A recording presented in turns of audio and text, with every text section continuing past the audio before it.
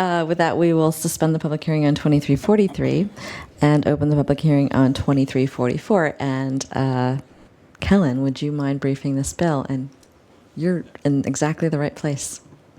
Good morning again, Madam Chair, members of the committee. For the record, Kellen Wright, staff to the committee. The bill before you now is 2344, an act relating to the effective date of the filing of a notice of intention with the Boundary Review Board.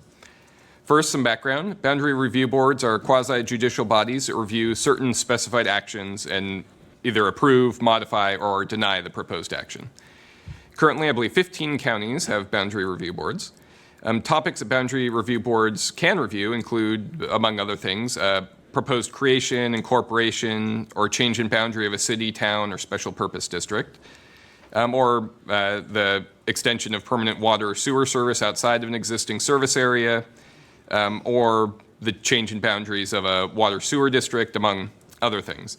Whenever any of the actions occur, the initiator of the action must file a notice of intent with the Boundary Review Board. The notice of intent must provide the nature of the proposed action, a brief description of the proposed action, the legal description of the boundaries involved, and a county assessor's map or other map with the notice. The initiator must also pay a $50 filing fee. After a notice of intent is filed, the Boundary Review Board will have to determine whether it will hear the action or not. It will hear the action if, within 45 days of the filing of the notice, a sufficient number of its members file a request to review the action, if a government entity affected by the action files a request for review, if a sufficient number of voters or property owners within the area affected by the proposed action file a request for review, or if a majority of the board votes to review the action and sufficient numbers near the proposed action request review. If the 45 days pass without any of these things occurring, then the action is deemed approved. If a review is triggered, though, the Boundary Review Board then has 120 days to issue a decision, though this period may be extended in agreement with the initiator of the action. If no decision is issued within the deadline and the deadline is not extended, then the action is deemed approved. When reviewing the action, the board may approve the action, modify the action, or deny the proposal. Turning now to this bill, it would provide that the board has 45 days from the effective filing date of a notice of intent to determine whether a proposed action will be reviewed. The effective filing date would be determined, it would be either when the chief clerk of the board determines that the notice of intent contains the required form, any necessary exhibits, and that the filing fee has been paid, or it would be the 30th day after the notice of intent was filed and the fee paid. It'd be whichever of those was earlier. And that concludes my remarks. Thank you. Thank you, Kellen. Any questions? Representative Jacobson. Thanks, Madam Chair, and thanks, Kellen. So a boundary review board, when they're making their determinations, what are their criteria that they have to use? Thank you. So when they're making decisions, they have to try and achieve certain objectives. There's a whole list of them. For example, the preservation of natural neighborhoods and communities, the use of physical boundaries such as water or roads when they're determining boundaries. They should prevent irregular boundaries, and they should adjust impractical boundaries. They're also supposed to look to the creation and preservation of logical service areas, the discouragement of multiple small incorporations in favor of larger incorporations. They're also supposed to look to the protection of agricultural and resource land. So when they're looking at reviewing an action, they have to try and achieve those objectives when they're reviewing it. Thanks, Madam Chair. And just one more. How, if I hate the Boundary Review Board decision, what's the appeal process roughly? Do you know it? Thank you. I'm not sure if there is an appeal process. I will look into that and get back to you. Any other questions? Okay, we're going to keep rolling on this one because there are only two testifiers. So after Representative Donahue speaks, that's the plan. Welcome back. Hey, again, for the record, my name is Brandy Donaghy, representing the 44th Legislative District in beautiful Snohomish County.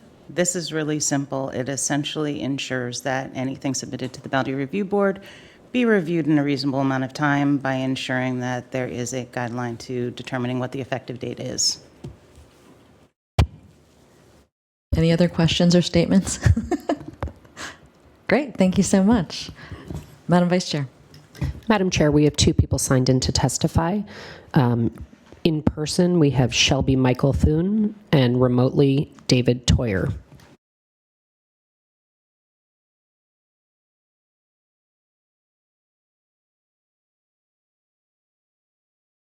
We're going to do 1.5 minutes for testimony because we have quite a few people here.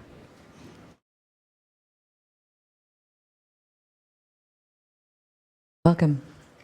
Hello, thank you. Good morning. My name is Shelby Michaelton, and I'm here today on behalf of the Washington State Association of Boundary Review Boards. I'm also the Chief Clerk of the Boundary Review Board in King County. Boundary Review Boards are independent bodies created by the legislature in 1967. BRBs currently exist in 15 counties and provide a fair and impartial intergovernmental decision process for residents, cities, towns, counties, and special purpose districts on boundary issues, including annexations and incorporations. In order to propose these boundary changes, filing entities submit a Notice of Intention, or an NOI, described in RCW 36.93.130. It contains vital information to interested parties, such as the reasons for the action, a map, and a legal description of the proposed boundary changes. We support efficiency, excellent customer service, and fiscal stewardship. As we detailed via letter, we hope that the committee would be willing to consider amending some of the language in this bill. We agree that 30 days is a reasonable amount of time for a clerk to intake an NOI. However, we need a method to address an NOI that is not complete, as it is a common situation. When that happens, we start a collaborative process with filing entities to attempt to address the deficiency. Solutions range anywhere from a simple phone call to many back and forth conversations in order to complete the NOI. We believe our proposed changes would accomplish the intent of the legislation and aid in implementation. BRB clerks are not policymakers. Our role is to ensure efficiency and transparency so that policymakers and the public have the information that they need to make decisions.